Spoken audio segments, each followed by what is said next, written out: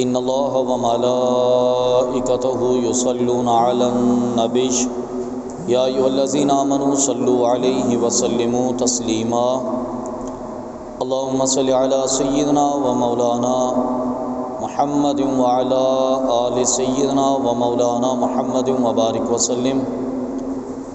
بے پایا حمد و ثنا خالق لم یزل اللہ رب العالمین جل جلالہ کی بعد ازاں کروڑوں درود و سلام محسن انسانیت سرور انبیاء تاجدار مدینہ حضور سیدنا آقا علیہ الصلوۃ والسلام کی ذات اقدس پر کہ جن کے وسیلہ جلیلہ سے اللہ تبارک و تعالی نے یہ دین متین عطا فرمایا۔ قرآن مجید فرقان حمید میں اللہ رب العالمین جل جلالہ نے ارشاد فرمایا وَإِنَّكَ لَعَلَىٰ خُلُقٍ عَظِيمٍ کہ اے حبیب بے شک آپ خلق عظیم کے پیکر ہیں۔ ام المؤمنین حضرت عائشہ الصدیقہ رضی اللہ تعالی عنہ سے پوچھا گیا کہ نبی کریم صلی اللہ علیہ وسلم کے اخلاق حسنہ کیا تھے؟ تو آپ نے ارشاد فرمایا کہ کیا تم قرآن نہیں پڑھتے؟ عرض کی کہ بالکل ہم قرآن پڑھتے ہیں۔ تو آپ نے فرمایا کہ یہ قرآن پاک نبی کریم صلی اللہ علیہ وسلم کے اخلاق حسنہ کا مجموعہ ہے۔ ناظرین کرام، اصل میں جب ہم لفظ اخلاق کی بات کرتے ہیں نا تو ہمارے ذہن میں آ جاتا ہے کہ کسی کے ساتھ چار الفاظ میٹھے انداز میں بول لینا اخلاق کہلاتا ہے۔ مجموعی طور پہ ہم اخلاق کی تعریف یہ کرتے ہیں۔ کیا تعریف ہوتی ہے؟ پوچھا جائے نا کہ جناب اخلاق کیا ہوتا ہے تو ہم کہتے ہیں کہ چار الفاظ کسی کے ساتھ میٹھے انداز میں بول لینا اخلاق کہلاتا ہے۔ تو یہ اخلاق نہیں کہلاتا۔ اخلاق ایک محدود اور چھوٹی سی چیز نہیں ہے، بلکہ اخلاق اصل میں ایک بہت ساری چیزوں کے مجموعے کا نام ہے۔ اخلاق کے اندر انسان کی گفتگو بھی آتی ہے، انسان کا کردار بھی آتا ہے، انسان کا صبر بھی آتا ہے، انسان کی قناعت بھی آتی ہے، انسان کا تقوی بھی آتا ہے، انسان کی پرہیزگاری بھی اخلاق کے اندر شامل ہوتی ہے، انسان کا کردار بھی اخلاق کے اندر شامل ہوتا ہے۔ الغرض کہ اخلاق کا جو باب ہے یہ بہت وسیع ہے، یہ چار الفاظ کے مجموعے کا نام نہیں ہے، کیونکہ چار الفاظ تو بندہ بطور ڈیوٹی بھی بول لیتا ہے، بطور جاب بھی بول لیتا ہے۔ آپ کسی اچھے ادارے میں چلے جائیں، کسی بڑی کمپنی میں چلے جائیں، کسی بڑے دفتر میں چلے جائیں تو وہاں پر آپ سے ملنے والے بڑے میٹھے انداز میں بات کریں گے، تو کیا یہ اخلاق ہوگا؟ یہ اخلاق نہیں ہوگا، یہ ان کی کاروباری گفتگو ہوگی، یہ ان کی کاروباری گفتگو ہوگی۔ اب کسی بڑے کپڑے کی بڑی دکان پہ چلے جائیں، کلاتھ ہاؤس پہ، آپ اس سے ایک سوٹ نکلوا کر دیکھیں، آپ کو پسند نہیں ہے، آپ دوسرا دیکھ لیں، تیسرا دیکھ لیں، حتیٰ کہ آپ 15 سوٹ دیکھ لیں، آپ کہیں نہیں یار مجھے پسند نہیں آیا۔ بات یہ ہے کہ آپ نے تو ایک سوٹ لینا تھا، آپ نے 15 سوٹ کھلوا کے دیکھ لیا، آپ کو پسند نہیں آئے، تو پھر بھی دکان کا مالک آپ سے یہ نہیں کہے گا کہ عجیب آدمی ہو یار، میری کروڑوں روپے کی دکان ہے، تمہیں سوٹ ہی پسند نہیں آ رہا، تم نے 2000 روپے کا لینا ہے۔ نہیں، وہ آپ سے یہ نہیں کہے گا، وہ کہے گا کہ جناب آپ حکم فرمائیے آپ کو کون سا چاہیے، میں پیچھے سے اور نکال دیتا ہوں۔ یہ اس کا کاروباری اسٹائل ہوتا ہے۔ آپ نے پیچھے سے 4 سوٹ اور نکلوا لیے، آپ کو پھر بھی پسند نہیں آیا، آپ نے بالآخر یہ کہہ دیا کہ نہیں جناب مجھے آپ کی دکان میں سے کچھ پسند نہیں آیا۔ اس کی لاکھوں روپے کی دکان ہے، وہ پھر بھی آپ سے نہیں کہتا کہ بھائی اٹھ جاؤ، وہ کہتا اچھا ایسا کیجیے گا آپ اگلے ہفتے آئیے گا اور مال آ رہا ہے۔ وہ آپ سے بد اخلاقی پھر بھی نہیں کرتا، وہ آپ سے سخت لہجے میں بات پھر بھی نہیں کرتا۔ ہاں جب آپ دکان سے اتر کر نیچے چلے جاتے ہیں نا تو آپ کے بعد جو کمنٹس پاس کرتا ہے یہ اس کے اخلاق کا منہ بولتا ثبوت ہوتا ہے۔ وہ آپ کے جانے کے بعد جو کمنٹس پاس کرتا ہے، کیونکہ منہ پر گفتگو کر لینا، چار الفاظ میٹھے انداز میں بول لینا یہ اخلاق نہیں ہوتا۔ یہ تو کاروباری مجبوریاں بھی ہو سکتی ہیں، کچھ ضرورت بھی ہو سکتی ہے، آپ کسی کے پاس گئے، آپ کو اس سے کام تھا، آپ کو پتہ ہے کہ میرا کام صرف یہی بندہ کر سکتا ہے، تو اس کی غلطیاں بھی آپ اس کے منہ پہ بیٹھ کے نہیں نکالیں گے، کیوں؟ اس لیے آپ اس کے ساتھ کام ہے۔ اصل میں اخلاق چار الفاظ کو اچھے انداز میں بولنے کا نام نہیں ہے۔ کہ آئیے جناب کیسے مزاج ہے، خیریت سے، آپ چائے ہو جائے یا کچھ ٹھنڈا ہو جائے اور پھر آپ خوش ہو گیا کہ جناب بڑے اخلاق والا آدمی ہے. نہیں، اخلاق کی تعریف میں بڑا وسیع مفہوم ہے. بندے کی صبر و قناعت بھی اس کے اندر آتی ہے، اس کا تقویٰ بھی اس کے اندر آتا ہے، اس کی پرہیزگاری بھی اس کے اندر آتی ہے، اس کا توکل بھی اس کے اندر آتا ہے، اس کی ایمانداری بھی اس کے اندر آتی ہے، اس کی شرافت بھی اس کے اندر آتی ہے، بلکہ اس کی زندگی کا ایک ایک پہلو اخلاق کے اندر آتا ہے. آپ اندازہ فرمائیے، نبی کریم صلی اللہ علیہ وسلم، یہ اخلاق حسنہ کی بات تو بعد میں چل کر ہوئی نا. آقا علیہ الصلوۃ والسلام نے جب اعلان نبوت کیا تو اعلان نبوت کو آپ دیکھیے، سب سے پہلے نبی کریم صلی اللہ علیہ وسلم نے لوگوں کو جمع کیا اور جبل ابو قبیس پر کھڑے ہو کر آقا علیہ الصلوۃ والسلام نے اعلان فرمایا کہ اے میرے لوگوں، اگر میں تم سے یہ کہوں کہ اس پہاڑ کے پیچھے ایک بہت بڑا لشکر ہے جو ابھی تم پر حملہ آور ہوگا اور تم سب کو برباد کر دے گا، نہس تہس کر دے گا، تو کیا تم میری بات مانو گے؟ سب نے کہا کہ جی بالکل ہم آپ کی بات مانیں گے.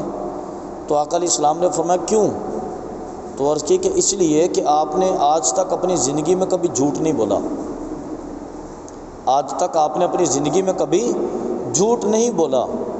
تو آقا علیہ الصلوۃ والسلام نے فرمایا کہ اگر میں نے تمہاری زندگی میں جھوٹ نہیں بولا، تمہارے ذاتی معاملات کے اندر، تو میں تمہارے دین پر بھی جھوٹ نہیں بولوں گا. مجھے اللہ تبارک و تعالیٰ نے اپنا نبی بنا کر اس کائنات میں مبعوث فرمایا ہے. اعلان نبوت سے پہلے آقا علیہ الصلوۃ والسلام نے اپنے صادق اور امین ہونے کا لوگوں سے سرٹیفکیٹ لے لیا. اعلان نبوت فقط یہ نہیں تھا کہ آقا علیہ الصلوۃ والسلام اللہ سے قرآن پاک لا کر لوگوں کو پکڑا دیتے، بلکہ اس کی پہلی شکل جو تھی وہ آقا علیہ الصلوۃ والسلام کا یہ اعلان تھا. آپ نے لوگوں سے سب سے پہلے پوچھا اور لوگوں نے جب آپ کو صادق اور امین کہا، پھر اس کے بعد آقا علیہ الصلوۃ والسلام نے بتایا کہ میں تمہارے لیے اللہ کا نبی ہوں. پھر اس کے بعد آقا علیہ الصلوۃ والسلام کی اگلی زندگی آپ دیکھ لیجئے، ساری کی ساری اخلاق پر تھی. اور اخلاق جو تھا وہ صرف اچھی گفتگو نہیں تھی، بلکہ اچھا کردار بھی تھا، اچھا تقویٰ بھی تھا، اچھی علامات بھی تھی اور اچھی باتیں بھی تھیں. یہ آقا علیہ الصلوۃ والسلام کا اخلاق تھا. اب نبی کریم صلی اللہ علیہ وسلم نے اپنے صحابہ کرام کی بھی اسی انداز میں تربیت فرمائی. اب دیکھیے، نبی کریم صلی اللہ علیہ وسلم مسجد میں تشریف فرما تھے. ایک بدو حضور کی بارگاہ میں حاضر ہوا، دور دراز کے علاقے سے ایک گنوار سا آدمی جو بالکل اجڑ قسم کا تھا، اسے معلومات عامہ کے بارے میں کوئی خبر نہیں تھی. وہ چار لوگوں کے درمیان میں بیٹھ کر بولنے کے لائق نہیں تھا، چار لوگوں کے درمیان بیٹھ کر کھانے پینے کے لائق نہیں تھا. بالکل عام سا گنوار آدمی مسجد میں داخل ہوا، بیٹھ کر دین کی باتیں سنتا رہا. اسے تھوڑی دیر کے بعد جب حاجت محسوس ہوئی، وہ اٹھا اور مسجد کے بالکل ایک کنارے پر جا کر، نکر میں جا کر اس نے پیشاب کرنا شروع کر دیا. مسجد کے اندر حضور کی بارگاہ میں بیٹھا ہوا، مسجد کے اندر جا کے اس نے کنارے پر بیٹھ کر پیشاب کرنا شروع کر دیا. صحابہ کرام اٹھے اور اس کو مارنے کے لیے دوڑے. آقا علیہ السلام نے فرمایا نہیں رک جاؤ، ابھی دین کو جانتا نہیں ہے. سرکار نے روک لیا، صحابہ کرام بٹھا دیا ان کو. وہ اپنی حاجت سے فارغ ہوا. نبی کریم صلی اللہ علیہ وسلم نے اس کو بلایا اور بلا کر بتایا کہ یہ مسجد اللہ کا گھر ہے، یہ مسجد اللہ کا گھر ہے، اور یہاں پر ایسے قبیح معاملات نہیں ہوتے، مسجد کے اندر نجاست نہیں ہوتی، مسجد کے اندر ناپاکی نہیں ہوتی. وہ نادم ہوا اور دوبارہ اٹھا آقا علیہ السلام کی بارگاہ سے. اس نے جا کر اس جگہ کو صاف کیا، پاکیزہ کیا اور ہاتھ دھو کر پھر حضور کی بارگاہ میں آ کر بیٹھا. آقا علیہ السلام نے فرمایا کہ یہ اسلام ہے. اگر وہی طرز عمل ہوتا، یہ جو 10-12 صحابہ کرام اٹھے تو اس کو مارنے کے لیے، اس کو پیشاب کرتے ہوئے مارتے، تو نتیجہ یہ ہوتا کہ وہ دین سے متنفر ہو جاتا. ایک نفرت اس کے دل میں بیٹھ جاتی کہ یار یہ اسلام ہے، اپنے ساتھ بیٹھنے والے لوگوں کو مارتا ہے، اپنے ساتھ بیٹھنے والے لوگوں کو ڈانٹتا ہے. نہیں، میں تو ایسے اسلام کے اندر داخل نہیں ہوتا. نتیجہ یہ ہو کہ وہ نکل جاتا وہاں سے. نبی کریم صلی اللہ علیہ وسلم نے اپنے اخلاق حسنہ کے ساتھ بتایا کہ اسلام کا طرز یہ ہوتا ہے، اسلام کا اسٹائل یہ ہوتا ہے، اسلام کا طریقہ کار یہ ہوتا ہے. تو جب حضور نے یہ بتا دیا تو ہمیں چاہیے نا کہ ہم بھی حضور کی سنت پر عمل کریں. کیا آقا علیہ السلام سے زیادہ ہم دیندار ہیں؟ کیا صحابہ کرام سے زیادہ دین پر سختی کرنے والے ہم لوگ ہیں؟ ہمارے یہاں ایسا ہو جاتا ہے کہ پہلی صف کے اندر اگر کوئی ایسا شخص آ جائے جس کے سر پہ ٹوپی نہیں ہوتی، اس کو ہم اٹھا دیتے، چل اٹھ مسجد کے اندر سے، تمہیں پتہ نہیں ہے مسجد میں نماز پڑھنے آئے ہو، اللہ کے گھر میں بیٹھے تم نے ٹوپی نہیں پہنی ہوئی۔ اگر کوئی بغیر داڑھی والا پہلی صف کے اندر آ جائے، ہم اس کو اٹھا کے پیچھے نکال دیتے کہ تم مسجد میں آ کے بیٹھتے ہو، نمازیں پڑھتے ہو، تمہیں پتہ نہیں ہے۔ تو یہ اسلام تو نہیں ہے نا۔ ہم اسلام کا کیا درس دینا چاہتے ہیں اس کو؟ اگر وہ آ گیا ہے پہلی صف کے اندر بیٹھ گیا ہے، اسے نماز پڑھنے دیں، اسے بعد میں سمجھائیں کہ بیٹا ماشاءاللہ اللہ تبارک و تعالیٰ نے آپ کو یہ توفیق عطا کی ہے کہ آپ نماز پڑھنے کے لیے تیار ہو گئے، تو بہترین بات یہ ہے کہ آپ 20-30 روپے کی ایک ٹوپی لے کے جیب میں ڈال لیں، اب جب مسجد کے اندر داخل ہوا کرے ٹوپی سر پہ پہنا کریں، مسجد میں نماز پڑھا کریں، بعد میں جا کر ٹھیک ہے نکال کر اسے ٹوپی اتاری اور جیب میں ڈال لی۔ بندے کو احساس ہوگا کہ یار یہ اسلام ہے، یہ اخلاق حسنہ ہے۔ اگر کوئی بغیر داڑھی کے پہلی صف کے اندر آ کے بیٹھ گیا، اس کو ڈانٹنے کی حاجت نہیں ہے، اٹھانے کی ضرورت نہیں ہے، اسے آپ بعد میں بتا دیں کہ یہ آقا علیہ الصلوۃ والسلام کی سنت ہے۔ نبی کریم صلی اللہ علیہ وسلم نے پوری زندگی کے اندر ایک مرتبہ بھی داڑھی نہیں کاٹی، اور آقا علیہ الصلوۃ والسلام کی بات، اور آقا علیہ السلام سے قبل 1,24,000 انبیاء کرام جو تشریف لائے، داڑھی رکھنا ان سب کی سنت تھی۔ اب ماشاءاللہ اسلام کے لیے آئے ہیں، اب مسجد کے اندر آئے ہیں، اب دین پر عمل کرنے کے لیے آئے تو حضور کی سنت پر عمل کر لیجیے۔ نتیجہ یہ ہوگا کہ وہ بندہ اسلام پر کاربند ہو جائے گا۔ ہمارے مزاج کی سختی اسے اسلام سے دور کر دیتی ہے۔ ہم اس کو اس قدر شدت سے ڈانٹتے ہیں کہ وہ بندہ جو بھولے چکے سے عید کے عید مسجد میں آ کے بیٹھنے والا ہوتا ہے، یا وہ بندہ جو تیاری کر کے صرف رمضان المبارک میں مسجد کے اندر آنے والا ہوتا ہے، ہم اس کو اتنا بدظن کرتے ہیں کہ وہ پہلے 5-7 روزوں کے اندر ہی مسجد چھوڑ کے بھاگ جاتا ہے، یا نہیں تو کم سے کم اتنا اس کے ساتھ معاملہ ہو جاتا ہے کہ وہ صرف رمضان ہی بمشکل مسجد میں گزارتا ہے، رمضان کے بعد وہ نکل جاتا ہے۔ ضرورت یہ ہے کہ بندہ یہاں تک آ گیا نا، آپ اس کو لے کر آئیے آگے، اسے پروموٹ کیجئے، اسے سمجھائیے کہ بیٹا دین یہ ہوتا ہے، اسلام یہ ہوتا ہے، اخلاق یہ ہوتا ہے۔ نبی کریم صلی اللہ علیہ وسلم بازار میں کھڑے تھے تو ایک کافر آیا اور اس کے پاس چادر تھی، اس نے وہ چادر نبی کریم صلی اللہ علیہ وسلم کے گلے میں ڈالی اور زور سے اس کو دبانا شروع کر دیا۔ اس قدر زور سے دبایا کہ نبی کریم صلی اللہ علیہ وسلم کی گردن مبارک اس چادر کی وجہ سے سخت سرخ ہو گئی، اور آقا علیہ الصلوۃ والسلام کا پورا چہرہ مبارک خون کے جمنے کے آثار سے سرخ نظر آنے لگا۔ صحابہ کرام جلدی سے آگے ہوئے، نبی کریم صلی اللہ علیہ وسلم کو اس بندے کے ہاتھوں سے چھڑایا تو وہ بندہ ایک ہی مطالبہ کر رہا تھا بار بار، کہ محمد آپ نے جو میرا اونٹوں کا ایک گلہ واپس کرنا تو واپس کیجئے۔ فاروق اعظم بھی آ گئے تو نبی کریم صلی اللہ علیہ وسلم نے اس بندے سے اونٹوں کا ایک بوجھ کھجور ادھار لیا تھا۔ آپ نے بتایا کہ تمہارے وعدے کی میعاد ابھی باقی ہے، وہ کہ نہیں مجھے ابھی چاہیے، مجھے ابھی چاہیے۔ فاروق اعظم آگے تلوار نکال لی کہ حضور میں اس کو قتل کر دوں گا۔ اللہ تبارک و تعالیٰ کے نبی کے ساتھ اس قدر بدبختی کے ساتھ پیش آنا کہ اس نے اللہ کے نبی کے ساتھ توہین آمیز رویہ اختیار کیا ہے، میں اس کو قتل کر دوں گا۔ نبی کریم صلی اللہ علیہ وسلم نے فرمایا نہیں ایسا نہیں کرو، بلکہ آپ نے فرمایا کہ اونٹوں کا ایک اونٹ کا بوجھ کھجور کا تول کر لاؤ، وہ اس کو دیا گیا۔ پھر فرمایا کہ ایک اور اونٹ کا کھجور لاؤ، وہ بھی لا کر اس کو دیا گیا۔ آپ نے فرمایا کہ پہلی کھجوروں کا وزن جو ہے وہ اس لیے کہ میں نے تمہارا قرض ادا کرنا تھا، اور دوسرا کھجوروں کا بوجھ اس لیے کہ میرے صحابہ نے کوئی سختی پیش کی ہے تو تمہارے دل آزاری ہوئی ہوگی، تو اس کی وجہ سے تم یہ رکھ لو۔ وہ بندہ بڑا حیران ہوا کہ یار یہ اسلام ہے، یہ پیغام ہے اسلام کا، یہ درس ہے اسلام کا، یہ اللہ کے نبی کا کردار ہے۔ وہ وہیں آ کر اسلام کی بارگاہ میں تائب ہوا، اور اس نے حضور کی بارگاہ میں وہیں کھڑے ہو کر توبہ کی اور اسلام قبول کر لیا۔ اسلام کا درس تو ایسے گیا نا، اخلاق 4 میٹھے الفاظ بولنے کا نام نہیں ہے۔ یہ غلط فہمی اگر ہے ذہن کے اندر تو اس کو دور کر لیں۔ ہمارے ہاں عام طور پہ تصور یہی کیا جاتا ہے کہ ہم نے کسی کے ساتھ تھوڑا سا مصنوعی مسکراہٹ ہونٹوں پہ لگا کر اور 4 میٹھے الفاظ بول کر بات کر لی تو یہ اخلاق ہم نے پورا کر لیا۔ نہیں جناب، یہ اخلاق نہیں ہے، یہ اخلاق کا آغاز ہے، یہ اخلاق کا آغاز ہے۔ ابھی آپ کا صبر جو ہے وہ اخلاق کے مزاج پر اترے گا، ابھی آپ کی قناعت اخلاق کے مزاج پر آئے گی، ابھی آپ کی پرہیزگاری اخلاق کے مزاج پر آئے گی، ابھی آپ کا تقوی اخلاق کے مزاج پر آئے گا۔ آپ کی مجموعی زندگی جو ہے اس کا ہر پہلو اخلاق کے ترازو پر تولا جائے گا، اس کے بعد آپ کو یہ سرٹیفکیٹ دیا جا سکتا ہے کہ ہاں آپ نے اچھے اخلاق کا مظاہرہ کیا۔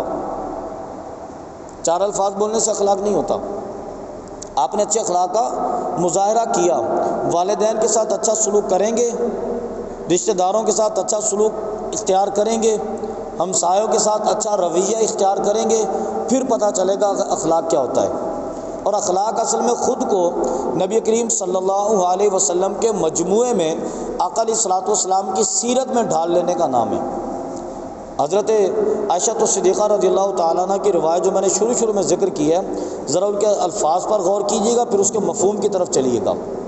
آپ سے جو سوال ہوا کہ نبی کریم صلی اللہ علیہ وسلم کے اخلاق کیا تھے، تو آپ نے فرمایا کہ کیا تم قرآن نہیں پڑھتے؟ اس کی پڑھتے ہیں، تو فرمایا کہ یہ قرآن پاک آقا علیہ الصلوۃ والسلام کے اخلاق حسنہ کا مجموعہ ہے۔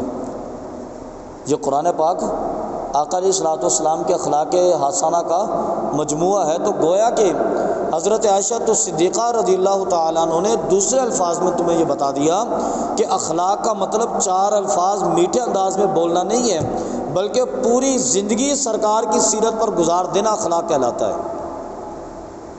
پوری زندگی آقا علیہ الصلوۃ والسلام کی سیرت پر گزار دینا، سر کے بالوں سے لے کر پیر کے ناخن تک آقا علیہ الصلوۃ والسلام کی سیرت میں ڈھل جانا، یہ اخلاق ہوتا ہے۔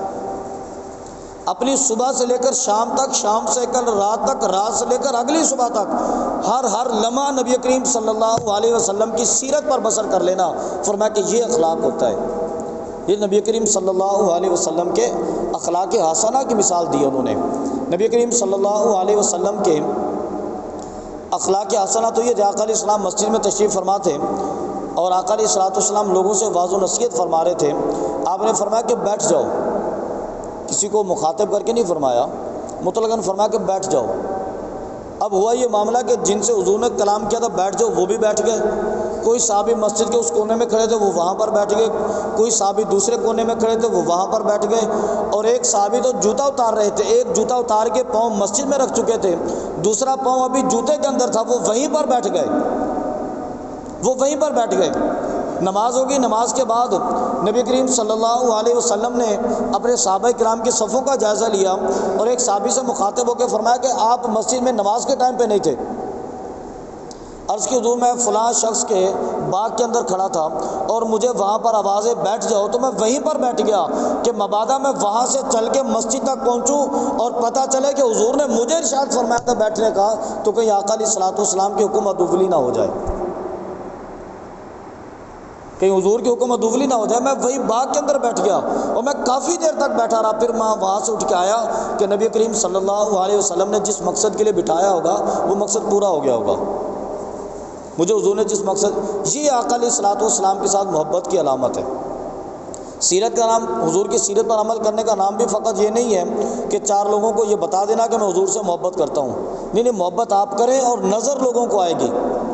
آپ نہیں بتائیں کسی کو میں حضور سے محبت کرتا ہوں، جب آپ لوگوں کے سامنے اپنا کردار پیش کریں گے تو ان کو پتہ چلے گا کہ ہاں یہ بندہ حضور سے محبت کرنے والا ہے۔ اور آپ اپنے سندھ کی تاریخ اٹھا کے دیکھ لیں، سندھ کے اندر اسلام کیسے پھیلا، بڑی مشہور بات ہے نا، سندھ کے اندر اسلام کیسے پھیلا۔ ٹھیک ہے، صوفیہ کرام کی محنت ہے، علماء کرام کی تبلیغ بھی ہے اس کے اندر، لیکن سندھ کے اندر اسلام پھیلنے میں بنیادی کردار جو سب سے پہلے بات آتی ہے کہ سندھ کے اندر اسلام داخل تاجروں کے ذریعے ہوا تھا۔ سندھ کے اندر اسلام داخل تاجروں کے اندر ہوا تھا۔ یہ تو سندھ کا یہ حدود اربع اس وقت نہیں تھا، اس وقت اگرچہ اس کا جغرافیائی حدود اربع کوئی اور تصور کیا جاتا تھا، لیکن اسلام داخل کیسے ہوا؟ تاجروں کے ذریعے۔ یہ تاجر تھے جناب جو آتے تھے، لوگوں کے ساتھ بھاؤ تاؤ کرتے، جس مال کی قیمت انہوں نے لگائی ہوتی تھی مال وہی اٹھا کر لوگوں کو دیتے، ناپ تول کے اندر بھی کمی نہیں ہوتی تھی، ان کے پیسوں کے اندر بھی کھوٹے کھرے کا معیار برقرار رہتا تھا۔ یہاں کے لوگ بڑے حیران ہوئے کہ یار یہ کون لوگ ہیں، یہ جھوٹی نہیں بولتے تجارت کے اندر، یہ بددیانتی نہیں کرتے تجارت کے اندر، جو مال انہوں نے دکھایا تھا وہی مال دیا، کھوٹے کھرے کو مکس ہی نہیں کیا انہوں نے۔ ناپ تول کو، سودے کو دیکھ لیں، ان کے ناپ تول کے اندر بھی کوئی کمی نہیں۔ یہ لوگ ہیں کون؟ انہوں نے پوچھا بھی کون لوگ ہو آپ؟ انہوں نے بتایا کہ ہم عرب سے آئے ہیں اور عرب نبی خاتم النبیین حضرت محمد صلی اللہ علیہ وسلم کے دین پر عمل کرنے والے ہیں۔ تو یہاں کے لوگوں کو احساس ہوا کہ اگر حضور کے دین پر عمل کرنے والے تاجر اتنے مخلص ہو سکتے ہیں تو وہ دین کتنا کمال کا ہوگا۔ اگر صرف تاجر اتنے مخلص ہو سکتے تو وہ دین کتنے کمال کا ہوگا۔ نتیجہ یہ ہوا کہ یہاں کے لوگوں نے اسلام کو سیکھنا شروع کر دیا، ان کے دلوں میں اسلام کی محبت پیدا ہو گئی، اور آقا علیہ الصلوۃ والسلام نے اس لیے ارشاد فرمایا، آپ نے فرمایا کہ کل بروز قیامت میں اور ایماندار تاجر اللہ کی بارگاہ میں ایسے ہوں گے، یہ 2 انگلیوں کا اشارہ کیا حضور نے، فرمایا کہ میں اور ایماندار تاجر اللہ کی بارگاہ میں ایسے ہوں گے، یعنی کہ ہمارے درمیان میں یہ فاصلہ بھی نہیں ہوگا، اس لیے کہ ایماندار تاجر جب رزق حلال حاصل کرتا ہے تو اس کی زندگی کے 70 سے زیادہ شعبے اس رزق حلال کی وجہ سے راہ راست پر آ جاتے ہیں۔ اگر پیسے حرام کے کما لیے، ہمارے نزدیک یہ چھوٹی سی بات ہوتی ہے 2-4 ہزار روپے کا کسی سے دھوکہ کر لینا، بلکہ اب یہاں تو 10-10 روپے کے دھوکے ہوتے ہیں نا، 10 روپے کے، 15 روپے کے، 20 روپے کے دھوکے، 2-4 ہزار کا دھوکہ کر لینا ہمارے لیے بڑی چھوٹی سی بات ہوتی ہے، لیکن آپ اس کے سائیڈ ایفیکٹ دیکھیے، اس کے نقصانات دیکھیے۔ اگر رزق حرام کما لیا، حرام کے لقمے سے ہم نے کچھ بھی کھایا، تو اگر وہ حرام کے لقمے سے کھائی ہوئی چیز ہمارے بدن میں داخل ہوگی تو 40 دن تک ہماری دعائیں اللہ کی بارگاہ میں اثر اختیار نہیں کرتی، 40 دن تک۔ کیوں اختیار نہیں کرتی؟ اس لیے کہ وہ خوراک کا لقمہ جو ہم پیٹ کے اندر اتارتے ہیں، اس سے جو خون کا قطرہ بنتا ہے وہ 40 دن تک ہمارے بدن کے اندر گھومتا رہتا ہے، اس سے بنی ہوئی طاقت جو ہے وہ 40 دن تک ہمارے جسم کے اندر گھومتی ہے۔ تو جب حرام کا ایک لقمہ ہمارے اندر چلا گیا اور ایک قطرہ اس سے خون کا بن گیا تو 40 دن تک ہماری دعائیں اللہ کی بارگاہ میں مقبول نہیں ہوتی۔ اور اسی طرح آقا علیہ السلام کے حدیث مبارکہ آپ نے فرمایا کہ جس نے حرام کے پیسوں سے لباس خریدا اور لباس خرید کر بدن پر پہن لیا تو جب تک وہ لباس اس کے بدن پر رہے گا اس کی دعائیں اور اس کی عبادتیں اللہ کی بارگاہ میں مقبول نہیں ہوں گی۔ اور پانی کی ایک بالٹی ہو نا، پوری صاف ستھرے پانی کی بھری ہوئی، اس کے اندر اگر پیشاب کا ایک قطرہ ڈال دیا جائے تو کیا وہ پانی ٹھیک رہے گا؟ ایک لمحے کے لیے تصور کریں، کیا وہ پانی ٹھیک رہے گا؟ پوری پانی کی بالٹی جو ہے وہ ٹھیک ٹھاک تھی اور اس کے اندر ایک قطرہ ہم نے پیشاب کا ڈال دیا، پورے کا پورا پانی خراب ہو گیا۔ اگر ہم نے کپڑے لیے، سوٹ لیا، ہم نے 4000 کا 5000 روپے کا ایک سوٹ خریدا ہے، ہمارے پاس 4900 روپے حلال کے تھے اور 100 روپے حرام کا تھا، وہ ہم نے ملا کر سوٹ خرید لیا اور وہ سوٹ ہم نے پہن لیا، تو جب تک وہ ہمارے بدن پر رہے گا ہماری دعائیں بھی قبول نہیں ہوں گی، ہماری عبادتیں بھی مقبول نہیں ہوں گی۔ اگر وہ حرام کا ایک لقمہ آپ نے 2000 روپے کا کھانا خرید کے کھایا، اس کے اندر 10 روپے حرام کے تھے، باقی سارے پیسے آپ کے آقا حلال کی کمائی کے تھے، تو وہ ایک پیشاب کا قطرہ گویا کہ آپ نے اس کے اندر ڈال دیا، وہ پورا کھانا آپ کے لیے نجس ہو گیا، وہ پورا کھانا آپ کے لیے حرام ہو گیا، اس سے آنے والی طاقت وہ آپ کی دعائیں اللہ کی بارگاہ میں قبول ہی نہیں ہونے دیتی۔ کیونکہ جو گوشت حرام کے پیسوں سے پروان چڑھتا ہے وہ کہیں کہ حلال کے کام کرے گا، ایسا کیسے ہو سکتا ہے؟